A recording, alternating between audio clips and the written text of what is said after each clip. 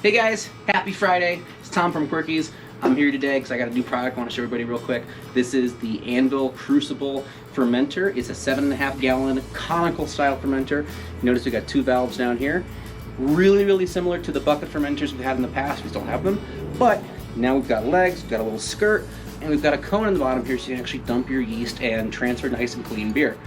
Up top, very straightforward lid with some clasps, along with an airlock and stopper. You can always get something a little bit more fancy if you want. In here we've got a 1/2-inch bar ball valve with a pickup tube on the inside, and then we have an 1.5-inch TC dump valve down here. Pull style knob, very nice valve down there.